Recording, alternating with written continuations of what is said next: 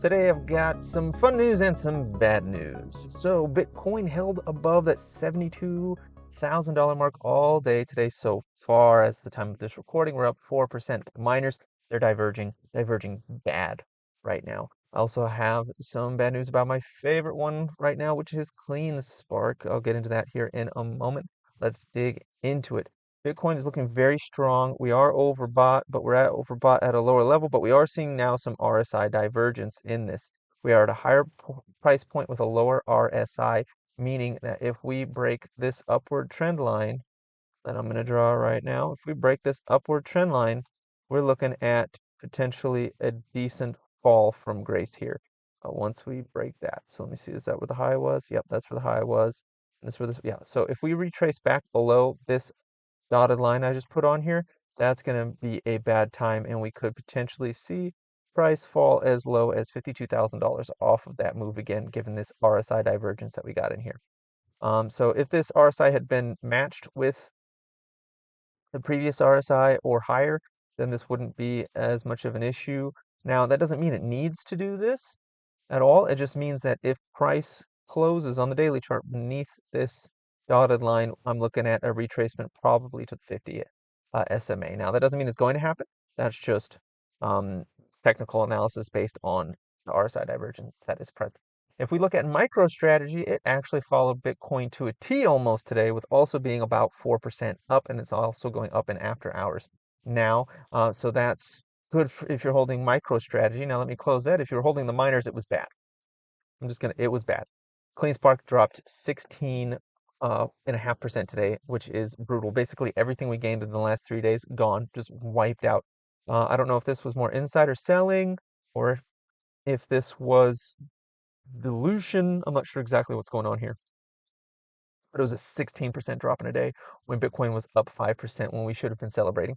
So that's a bit rough. We're seeing that divergence we've seen in the past, and I'll analyze that here in a minute, but I hate it to see it. It makes me feel nervous and such, especially right now when we're building what looks like a head and shoulders here, with the neckline being that $15 mark. Like if it gets beneath that $15 mark, I'm still saying 13, possibly 12, here we come if we get beneath that neckline at 15 on CleanSpark. So keep an eye out for that. Be aware of that line in the sand. Now, if we return, if we turn around and go back up, we need to make a high above 23.52 in order to keep this thing bullish. We have to do that. So keep an eye out for that. Marathon also dropped 12% today, down to $20 range. Okay, we're under 21. We got to 20.64. That was the lowest we got to today. Like I said, we're going towards the $20. I don't see Marathon recovering before it comes and touches this line at $20. I just don't see it doing it, especially after today, especially with this bear flag right here that we closed on. So unless tomorrow we just get an absolute rip of day, we're going to $20 on Marathon, potentially lower. We might even get down into this space here around the $17 to $18 range to fill this little gap down here. We have filled this gap now at 21.48. We did that. We did complete that a couple days ago, but now we've gone beyond it and we closed beneath that gap fill. So I do feel as though 20 is inevitable at this point on Marathon, which is unfortunate. Bitfarms, we barely recovered from that drop on Friday. We ended up minus 10% instead of minus 13.5%. Again, this just looks like a bear flag. If we get any lower than 320, which I'm going to mark here on the chart here, any lower than 320, we're going down to $3. And this is the Canadian version again. Let me get on the American version. Okay. Anything below 237, and we're going down to $2 probably. Okay. That's the analysis. Let me just put that on there, lock it down. So anything beneath this line here, we're probably going down to $3 on Bitfarms. I mean, $2 on Bitfarms, excuse me, $2. This is a bear flag that we're looking at. We need to get above and close above 271 to negate this bear flag. If we do not get above and close, it must close above this line, we are going to be in a bear flag here, which coincidentally is the 50-day simple moving average that we need to get above. If we can get above that orange line, which is the 50-day moving average, we can start looking bullish again. Also, look back here. Doesn't this look very, very familiar to a chart we were just looking at a moment ago? CleanSpark right in this space here from December 14th to January 11th. There's that head and shoulders pattern that looks real similar to what we're looking at in CleanSpark right now. We started February 14th. We had this huge ugly candle here. Let's see, how did Bitfarm's huge ugly candle play out? It ended up with a gap down and drop, a gap down and flop all the way down. So if that would happen on CleanSpark, like I said, that would take us down here to this gap fill around 1127, which would make me very sad, but I would pick up shares down there. You better believe it, because my average share price is like 10, might even be $9 on what I have. So yeah, you better believe I'd be grabbing shares there if it got down there. And of course, this is not financial advice nor a suggestion to buy, sell, or hold any assets whatsoever. Simply my analysis of the chart and my personal plans for my portfolio given certain events that may or may not occur. Anyways, Bitfarms did the best today out of the four that I follow. It was only down 4.86% at the end of the day. It's kind of basing a little bit right here, actually. We're doing a bit of a smaller sort of format. I'm not sure. This thing's very indecisive. I think we're going to see some chop on this thing, just like we saw back here in September. We got some chop on it, and I think we're going to continue to see a little bit of chop. And I think that chop's probably going to vacillate in between, let's say, like 294 and like 220-ish. I don't think we're going to come back and touch the bottom line of this megaphone again. If we do, that would take us under 217, and if we do that, I think we're going to go visit the $2 mark again on that. So 217, that's kind of the line in the sand here, where we need to stay up and above on Bit Digital in order to continue on with this basing pattern, which will eventually lead us into a rocket up. I do think that we're going to sit here in a bit of a holding pattern on Bit Digital until the Ethereum ETF news breaks. And in that situation, if you remember the Bitcoin ETF, that was a sell the news event. You will notice that is frequently the case in crypto related anything. When you get news, especially good news, it built up into the news and then sells off. Crypto really loves the sell the news sort of dynamic. So I wouldn't get too scared or concerned if after the Ethereum ETF is approved that we see some downside on Bit Digital and anything else that is related to Ethereum, just like we saw on Bitcoin. Like the moment it was released, just an instant drop for a few days. Crypto loves sell the news. It absolutely adores sell the news. I don't know exactly why. Maybe it's because it's mostly retail, and anyone that is even halfway institutional that's involved is they're just sharks, and we're just bait fish in their eyes, and they're just selling news on us real hard, trying to panic us. I'm not exactly sure what that dynamic is, but that is generally how it happens, and it doesn't really concern me anymore now that I've seen it happen so frequently. Anyways, on to the bad news about CleanSpark. CleanSpark has filed on January 5th. I went digging through SEC filings. This one happened on January 5th, so we're about 2 months too late on this news, but they had a shelf offering. They had a shelf registration statement. And if you look into it, we scroll down on this form S3, these are the scary ones. These are the ones we don't like. If we scroll down, sales a maximum aggregated offering price of 500 million of our common stock. Oh, geez. Yeah, up to 500 million of the common stock. And the current market cap is 4 billion. So that's really not that bad. 4 billion, so that's not even 25%. So we're looking at like a 12 to 15% or something dilution here off of this specifically. So that's not so bad, actually. That's really not too bad. I'm not really too concerned about that, but that is hanging over our heads, and it could drop at any moment. Honestly, could have dropped today with this big ugly candle here. That could have dropped today, for all I know. That's about the amount I just said, right? Isn't it? Yeah, 16.5%. That's about right for that shelf offering that they had in January. If this has been approved, I don't even know if this has been approved. Who knows? Um, they do have, and now they do have, if we scroll down to page, I believe it's page 9, and find it. Here it is. Description of debt securities. So they had, not that, common stock is what I'm looking for. Common stock. Here we go. Our amended, restated articles of incorporation authorize us to issue up to 300 million shares. There are currently 189 million shares. That means that they have the right to issue up to another 111 million shares about, which is, I have the calculation already here, which is another 58% to the shares. Okay. So it's not just that 500 million, that might be just what they're intending to do soon at some point, maybe this quarter or next quarter. But they do have the right, based on their filings, to get up to 300 million, which would be another 110 million shares in total, which would increase the share count by about 58%. So keep that in mind as well. That is also hanging over our heads, and anytime they decide to file that, get it approved, and execute on it, that's going to be a rough, rough day. So basically, all the miners are diluting on us. Really sucks. I don't know what to say about it. I mean, it's important because they can't take out that much debt right now, or really at all at this moment, because one, they're not profitable. Two, they don't know if Bitcoin's going to stay up at $70,000 a coin or not. The interest rate for lending is above 5%. That's basically a death note for any small companies that aren't profitable. If they can't seem to make that money back to make those debt payments, well, they better be able to issue shares. So this is how they're staying afloat. Either that or they sell Bitcoin. And, I really don't want them to sell Bitcoin right now, especially if you watch Invest Answers at all and look at his math and his assessment of Bitcoin. Bitcoin is going to be significantly more expensive real, real soon.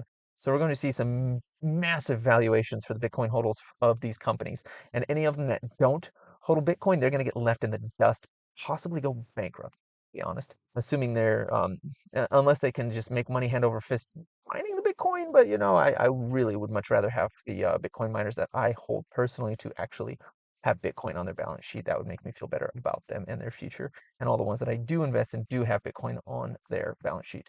Anyways, let's take a look at, let's see, when was the last time they diverged? I think it was, all right, I found it. So it was around September 12th until October, November time when the Bitcoin miners diverged from Bitcoin itself. And in that time, Bitcoin rose, it rose 18% in that period of time, from September 12th until mid-October. It was on the rise, right?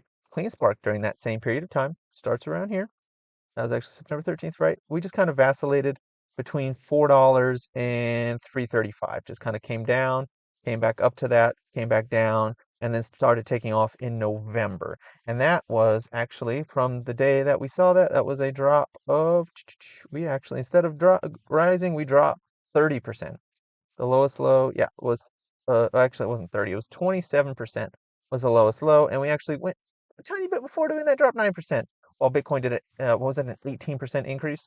CleanSpark went down 27% in that period of time, and it diverged for a while. CleanSpark didn't come back until late November. So this could go on for a while. This could happen for another month or two. This could go on until after the halving. Honestly, this could go on until summer.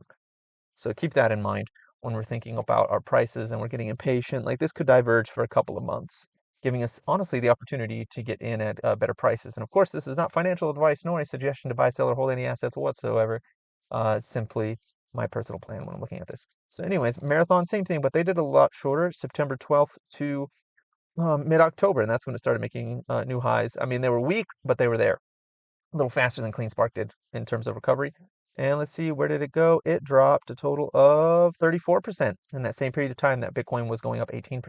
Let's take a look at Bitfarms. Bitfarms during that same period of time, they went from 129 all the way down to 91 cents before starting making higher highs and higher lows over here. I mean, they did have one final one back here in November, but I'm just going to do it right here for that main period of time. It dropped 29% while Bitcoin was going up 18%. Take a look at Bit Digital. What was Bit Digital doing? Absolutely nothing.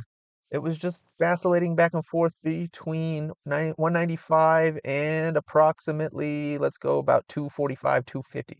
So 195, it was just in a 50-cent range, honestly, from September 1st all the way until November. So I'm thinking that's probably what's going to happen again right now with Bit Digital. But let's have a look. See. Let's see. Let's go 13th. We'll go right here. Yeah. And it did a drop of about 20%. Well, it vacillated up and down in a 21% range without moving anywhere during the same time period of time when Bitcoin was just doing higher highs and higher lows. So I think we're in a similar sort of situation right now where the miners are either going down and vacillating back and forth in the same chop zone or just aren't moving much during that time until they start to pick up. And I think that time period is going to be probably after the halving at this point, since we're so close to it, unless it turns around really, really, really soon. I don't see that. Like, what was their previous performance in like April? Let's see. What was their so this was July. That was nice. Let's see, April. Okay, so April. Last April, they did a nice big jump. What was their jump? They did a. Now this might not do the same amount, but it did a 113% jump in April last year. So that would be what we're looking for. And in March, let's see what they did in March. Ooh, February was bad last year. Let's see, March 6th. Let's see, where's the end of March? There it is.